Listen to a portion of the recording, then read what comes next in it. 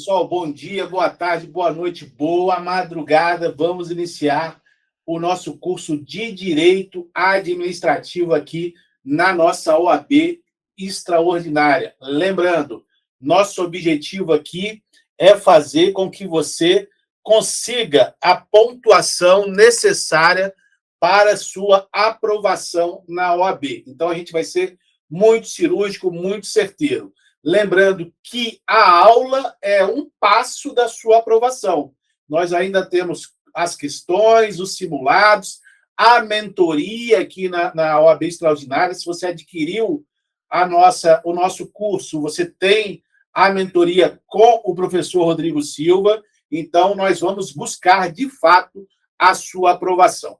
Vamos deixar de conversa e deixa eu já trazer para cá OAB Extraordinária, né? Direito Administrativo. A gente vai começar falando, então, da organização da administração pública. Organização, como é que se organiza a administração pública nesse Estado nosso, no Estado brasileiro? Administração direta, administração indireta, temos o terceiro setor, temos a descentralização também, com as concessões, permissões, autorizações, né? Então, nós vamos falar um pouco disso nessa aula, que vai estar dividida aí em 4 partes. Deixa eu puxar aqui, então, vamos falar. Administração pública. O que é a administração pública, pessoal? É esse conjunto de órgãos, de entidades, são os agentes públicos, né? Que são responsáveis por gerir os recursos e serviços públicos do país, Estado ou município. Lembrando que o nosso Estado é formado por uma federação. Nós temos, nessa federação, como entes federativos, a União, os Estados, o Distrito Federal e os municípios, né? Nós temos esses entes federativos. Nós vamos ter esferas de administração pública em cada um desses entes federativos. Qual é a função da administração pública, então? A principal função é exatamente fornecer serviços à população, gerir os recursos públicos de forma que todos nós possamos, com pagamento de tributos, taxas, enfim, possamos viver bem no Brasil, né? Isso eu estou falando aqui do dever ser, o mundo do dever ser, né, pessoal? Então, compete à administração pública administrar o país, administrar o recurso público. É claro que a gente tem a administração pública direta, como a gente vai ver, que são os entes federativos. A gente tem a administração pública indireta, as autarquias, fundações, as estatais. Nós temos também o terceiro setor, né? A gente vai falar um pouquinho deles daqui a pouco. Ainda temos as concessões, permissões, autorizações, tudo isso fazendo o Brasil seguir em frente, fazendo o Brasil funcionar. E ali embaixo eu botei assim, ó, o principal objetivo, então, é atender necessidades da população e promover o bem-estar social. Lembrando que, ao longo do século XX, aquele Estado liberal que surge das revoluções do século XVIII, ele vai se transformando no Estado social, no Estado providência. O Estado que, diferentemente do Estado liberal, não basta apenas se abster não é um Estado mínimo, que ele se abstém de se meter nos negócios da população. Não. É um Estado que agora tem que prover serviços à população. É um Estado que nos dá aposentadoria. É um Estado que deveria nos dar moradia, condições de subsistência, de existência, enfim. Então, a administração pública compete dentro desse Estado de providência, desse Estado do bem-estar social, prover serviços para que a população brasileira, a gente está falando do Brasil, sobreviva não, viva bem, a partir dos recursos captados pela própria administração pública. Vamos em frente aqui, então. Lembrando que eu estou falando do mundo do dever ser, né? Deixa eu puxar a minha canetinha aqui para ficar melhor. Então, vamos lá. Os agentes públicos, a gente vai ter uma aula para falar sobre agentes públicos, são essas pessoas que estão vinculadas, que exercem as atribuições da administração pública. A gente vai ter agentes públicos nas mais diversas esferas. Temos lá o analista legislativo, como é o meu caso, na Câmara dos Deputados, o policial, o professor, o pessoal da saúde, enfermeiros, farmacêuticos e farmacêuticas, médicos e médicas, enfim. Então, todos esses agentes vão compor aí a administração pública e seguir essa competência, essa atribuição de gerir o Estado brasileiro, né? E aqui fala também que toda essa administração pública tem, além dos princípios da legalidade, impessoalidade, moralidade, publicidade, eficiência, o nosso LIMP lá da Constituição, foi a administração pública, ao longo do tempo, também foi se comprometendo com transparência e prestação de contas à sociedade. Então, o controle da administração pública, que a gente vai falar no futuro também, esse controle da administração pública ele é feito com a própria transparência, né? A divulgação, a prestação de contas à população, porque a finalidade, toda a finalidade da administração pública é servir à população, ao Estado brasileiro. Vamos falar aqui de algumas categorias, então, que eu já citei até para vocês aí, da administração pública. A gente tem a administração pública direta, aquela que o Estado exerce as atribuições, que presta serviço sem depender de uma outra organização. Então, são a União, Estado, Distrito Federal e municípios. Então, a prestação de serviço aqui ela é direta. Vamos pegar, por exemplo, a segurança pública. A Polícia Rodoviária Federal, da qual fiz parte aí por 9 anos. A Polícia Rodoviária Federal se vincula à administração pública direta. Nós temos a Presidência da República. Hoje, a Polícia Rodoviária Federal está vinculada ao Ministério da Justiça, já esteve vinculada, por exemplo, ao Ministério das Cidades, está vinculada ao Ministério da Justiça, embaixo do Ministério, e aqui eu já estou falando, já estou adiantando, hein? Já estou falando de descentralização, né? Eu tenho, de desconcentração, eu tenho a Presidência, tenho o Ministério da Justiça, embaixo dele o Departamento de Polícia Rodoviária Federal, eu tenho as superintendências, tenho as delegacias, e lá no finalzinho da fila eu tenho o agente público, o policial. Então, a polícia faz parte, a Polícia Rodoviária Federal, da administração pública direta, diferentemente, por exemplo, do escriturário do Banco do Brasil, né? Esse já faz parte da administração pública indireta. Ele está ali numa estatal. Então, a administração pública indireta ela se vincula, né, a um dos entes federativos, mas ela tem personalidade jurídica própria. A gente vai falar disso. Então, na administração pública indireta, nós temos fundações, autarquias, empresas públicas, sociedades de economia mista, tá bom? E nós temos as paraestatais. Essas duas aqui são chamadas de estatais, né? Estatais, as empresas públicas e sociedades de economia mista, e nós temos as paraestatais, que são o chamado terceiro setor, né? Nós temos, no primeiro setor, a administração pública, nós temos, no segundo setor, a iniciativa privada, as empresas, né? Então, você aqui que contratou com a OAB Extraordinária, você contrata com uma empresa privada, e nós temos o chamado terceiro setor, que são personagens aí do segundo setor, que em cooperação com o primeiro setor, ou seja, a iniciativa privada, junto com a administração pública, sem fins lucrativos, vão prestar serviço aí de caráter público, tá bom? Então, o terceiro setor é uma combinação do primeiro setor com o segundo setor, que sem fins lucrativos vão prestar serviço aí de caráter público. Vamos em frente aqui, porque é muito assunto, a gente tem que acelerar. Vamos lá. A administração pública direta, então, ela é composta por órgãos integrantes, como eu falei para vocês, dessa estrutura do Estado nas 3 esferas, né? Legislativo, executivo, judiciário, né? Então, compõe aí a administração pública direta. E eles vão, como falando aqui, insistindo, né, de forma direta, prestam serviço à sociedade.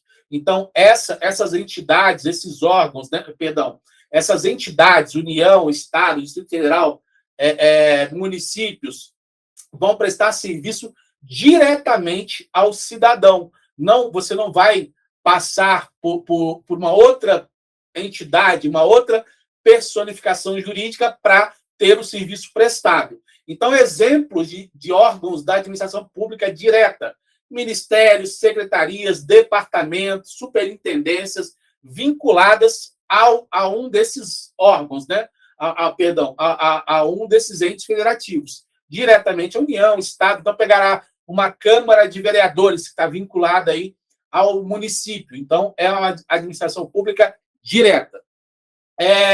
Essa administração pública direta que vai formular a implementação de políticas públicas nas áreas que atuam. Então, principalmente o Poder Executivo, junto com o Poder Legislativo, vão determinar as políticas públicas de médio e longo prazo, deveriam, pelo menos, né? A gente deveria ter políticas públicas de longo prazo. A área de educação, vamos pensar em educação para daqui a 30 anos, vamos criar uma política, não só despejar dinheiro, não só orçamento, mas também pensar em educação para daqui a 30 anos. Compete à administração pública direta tratar desses assuntos. Não que a administração pública direta não possa ter apoio da iniciativa privada ou da própria administração pública indireta, pode ter apoio, mas a quem compete tratar dessas políticas públicas, por exemplo, se a gente pegar o Estatuto da Criança e Adolescente, vamos fazer uma política pública de proteção à criança e adolescente, vai ser a administração pública direta que vai cuidar disso, da política em si, mas vai estar aparelhada tanto pela administração pública indireta quanto pelo terceiro setor, por entidades civis que vão auxiliar nessa implementação da política pública em defesa da criança e do adolescente. Aqui, tem uma questão interessante. Os órgãos da administração pública direta são responsáveis pela execução direta dos serviços públicos, sem a intermediação de outras entidades. Já falei isso, mas eu trouxe um exemplo. Um hospital público gerenciado diretamente pelo governo é um órgão da administração pública direta. Então, posso ter um hospital público que ele é gerenciado diretamente pelo governo. Pode ter lá o município, junto com o Estado, com o apoio da União, gerenciando um hospital. Mas eu posso ter um hospital que ele é gerenciado por uma autarquia. A gente vai falar de autarquia mais para frente. A autarquia tem uma certa independência, autonomia, né? Tem mais independência, tem autonomia, ela tem gestão própria. Se o hospital é gerenciado pela autarquia, aí ele é um órgão da administração pública indireta, tá bom? Essa administração pública direta, ela é financiada diretamente pelo orçamento público, né? Você tem lá a LOA, né? Você tem a administração financeira orçamentária que vai destinar parte do orçamento para que a administração pública direta consiga exercer suas funções. Deixa eu ver só uma coisinha aqui, tá tudo ok, vamos em frente aqui então, de vez em quando, só para ver se eu não perdi aqui a minha aula. Vamos lá. Agora a gente vai falar então da administração pública indireta. A gente vai dar uma passada aqui, daqui a pouco a gente vai falar mais detidamente de autarquia, de fundações, de empresas públicas e sociedades de economia mista. Tá difícil de tomar uma água aqui.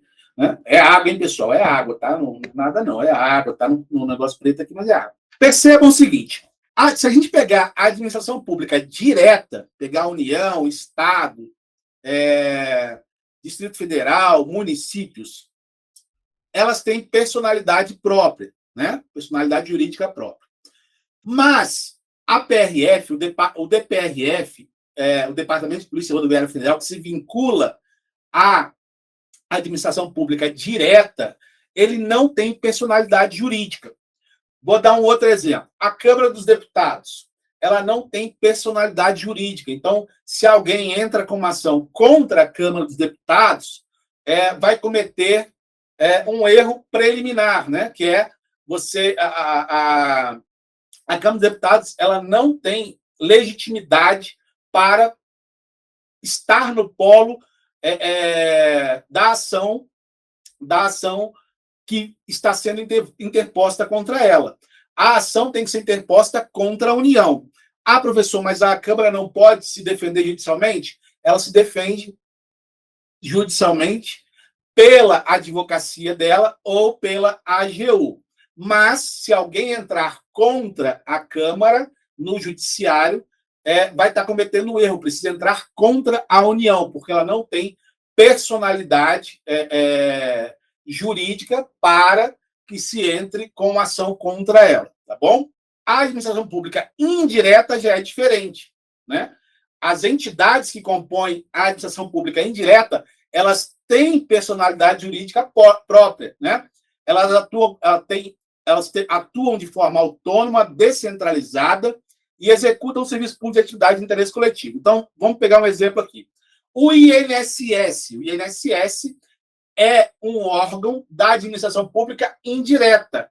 Ele está vinculado à administração pública direta, faz parte, né, da administração pública, mas ele tem personalidade jurídica própria. O INSS tem personalidade jurídica própria. Então, se você deixa de receber um benefício e o INSS, porque você acha que é irregular a ação do INSS em te negar um benefício, você vai entrar contra o INSS, não contra a União, porque ele já tem personalidade jurídica própria. Isso é em processo, né? Em processo civil, vai ser muito bem trabalhado com vocês. Mas o que eu quero que vocês entendam é o seguinte: se eu vou entrar com uma ação contra a PRF, eu vou entrar com uma ação contra a União. Quem vai figurar ali no polo passivo vai ser a União. Se eu for entrar com uma ação contra o INSS, eu vou entrar com essa ação diretamente contra o INSS. Quem vai figurar no polo passivo é o INSS. Por quê? Porque ele tem personalidade jurídica própria e a PRF, o Departamento de Polícia Rodoviária Federal, não tem. Então, eu entro com a ação contra a União. Ficou claro isso? Vamos em frente, então. Essas entidades são supervisionadas e orientadas pela administração pública direta, que é responsável por sua criação e regulamentação. Os órgãos da administração pública indireta, eles têm autonomia, né? Eles fazem parte da estrutura descentralizada, mas eles se vinculam à administração pública direta. Não é uma questão aqui de hierarquia, né? Mas há uma vinculação. Não é que a administração pública direta, por exemplo, já dei o exemplo do INSS, né? Há muito tempo antes da criação do INSS, esse serviço, né, de previdência pública, de seguridade social, serviço de seguridade social, ele era vinculado, ele fazia parte da administração direta. Ele fazia parte da administração direta, não tinha um órgão separado, descentralizado, cuidando de seguridade social. Por uma questão de política pública, se entendeu que era melhor. Não, vamos criar um órgão específico que vai tratar só de seguridade social. E se criou o INSS. Mas isso não tirou, não deu independência suficiente ao INSS para ele não prestar contas à administração pública direta. O INSS continua sendo regulado, fiscalizado pelo Ministério, pelo Executivo, né? Pelo Ministério a que se vincula, tá bom? Vamos em frente, então. A gente daqui a pouco vai falar da Constituição Federal, mas já adianto que esses órgãos da administração pública indireta, né, são criados ou autorizados, no caso das autarquias, são criados, no caso das empresas. Tem uma pegadinha de fundações aqui que eu estou até com medo de falar. No texto constitucional vai falar, autarquias criadas, fundações, empresas públicas e sociedade de economia mista são autorizadas por lei. Mas a fundação pública, que tem personalidade jurídica e direito público, elas faz às vezes de autarquia, ela também é criada. A gente vai detalhar um pouquinho mais para frente ainda nessa aula. Então, essas entidades elas são criadas, autorizadas por lei e têm estrutura organizacional própria. Elas se distanciam da administração pública direta e têm a sua própria estrutura. Você vai ter lá a própria estrutura dentro dos órgãos da administração pública indireta, Banco do Brasil, INSS, Correios, sei lá, IBAMA. Então, eles fazem parte da administração pública indireta e tem sua própria organização. Tem a direção, professor, mas a polícia, eu estou falando muito da PRF, porque eu trabalhei lá, mas podia falar da PF. Mas a PF também tem a própria direção, né? Mas essa direção, ela está vinculada à administração pública direta. Na administração pública indireta, eu tenho uma direção mais independente, mais autônoma, né? A administração pública indireta vai ter uma atuação mais flexível, mais ágil, pelo menos para ser essa ideia, professor, mas como é que o INSS é mais ágil, né? Enfim, aqui é o dever ser. Vamos lá. Continuando, a administração pública indireta é responsável pela execução de serviços públicos especializados e descentralizados, né? Saúde, educação, transporte, energia, entre outros. Daqui a pouco a gente vai falar de centralização, descentralização e desconcentração. Fica calmo. Mas já adianto, a administração pública indireta, eu descentralizo, eu tiro eu dou poderes para que aquele órgão ele exerça as atividades sem se vincular hierarquicamente à administração pública direta, né? Só chovendo numa olhada aqui, ó, a administração pública indireta executa atividades específicas que exigem maior especialização técnica ou capacidade de gestão do que a administração pública direta pode oferecer. Vamos lá, deixa eu tentar explicar isso aqui. Uma mais um pouquinho de água, porque minha garganta está arranhando. O que acontece? Por exemplo, no Brasil, a partir da década de 90, começou um processo de desestatização, ou seja, olha, há determinados serviços que o Estado não quer mais prestar. Ele vai determinar, vai permitir que esses serviços sejam prestados pelo setor privado. Então, por exemplo, telefonia, né? Até a década de 90, para você ter telefone era um caos, era caríssimo, era o Estado que tinha as linhas, enfim. Aí você tinha a Telebrás, né? E aí você abriu o mercado, passou a ter as empresas privadas, Oi, Vivo, Claro, né? Então, aí fugiu a outra. Mas você abriu o mercado para o setor privado. Só que, ao fazer isso, né, são serviços de utilidade pública, né? Imagina o caos se a gente não controla, se o Estado não atuar regulando esse mercado, né? Então, aí você cria as agências reguladoras. Tem toda uma ideia por trás, né? Tem toda uma ciência aí por trás das agências reguladoras. Mas, de forma resumida, para você entender, é um serviço muito técnico. Imagina, se você pegar a Anatel, né, já que estou falando de telefonia, pegar a Anatel, pegar os regulamentos, são extremamente técnicos, né? Então, não só por isso, mas também por isso, entendeu-se a necessidade de se criar uma agência reguladora com um trabalho extremamente técnico específico para atuar nessa área de regulação do mercado de telefonia. E por isso foi retirado esse órgão da administração pública direta e foi colocado na administração pública indireta, não só por isso, tá? Tem outras questões aí que as agências reguladoras, até por questão, as agências reguladoras são autarquias especiais. Elas, além de terem autonomia, de ter orçamento próprio, os diretores eles cumprem mandato, né? Eles têm independência, enfim. Então, tem todo um sistema de proteção das agências reguladoras para impedir, deveria pelo menos, né, impedir ingerência política dentro dessas agências. Mas estou explicando isso tudo aqui para vocês entenderem que é tão técnico o negócio que se achou por bem de se colocar na administração pública indireta, tá bom? Vamos em frente, então. A administração pública indireta tem o seu próprio orçamento, né? A gente falou da administração pública direta, que tem o orçamento público destinado.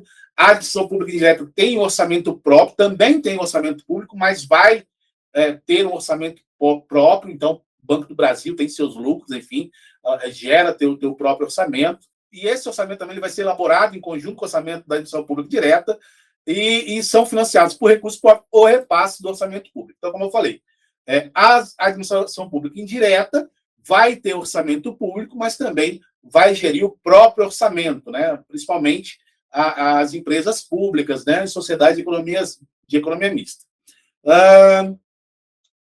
Obviamente, a administração pública indireta tem que respeitar os princípios da legalidade, impessoalidade, moralidade, para garantir a prestação de serviço de qualidade à sociedade. Calma aí, deixa eu fazer uma aspas aqui. Na administração pública indireta, nós vamos ter personalidades jurídicas de direito público que vão ter o regime jurídico público, ou seja, por exemplo, vão ter que contratar servidores por concurso, né? E esses servidores vão estar no regime estatutário, mas também na administração pública indireta, nas empresas, nas estatais, por exemplo, nós vamos ter um misto de regime jurídico público com privado. Por exemplo, vão ser contratados seletistas, né? Os servidores vão ter que fazer concurso para entrar. Algumas dessas, dentro da administração pública indireta, nas estatais, por exemplo, tem concurso para contratar servidor, só que esses servidores eles são contratados pela CLT.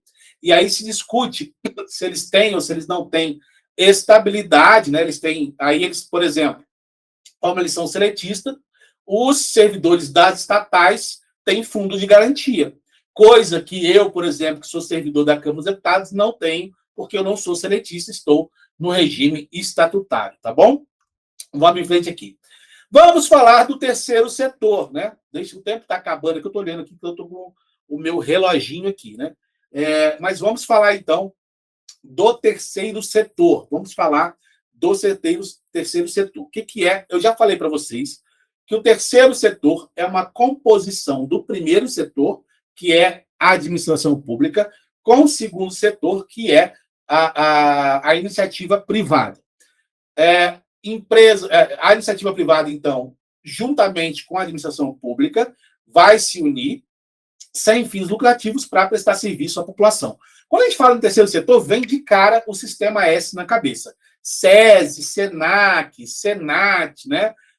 Enfim, esse chamado sistema S, ele compõe, não só, tá? As ONGs também, as organizações não governamentais, compõem o terceiro setor para que a iniciativa privada, em conjunto com a administração pública, ofereça serviços à população. Quando a gente fala em Senai, por exemplo, a gente lembra do ensino profissionalizante, né? Então, isso é feito do Senai junto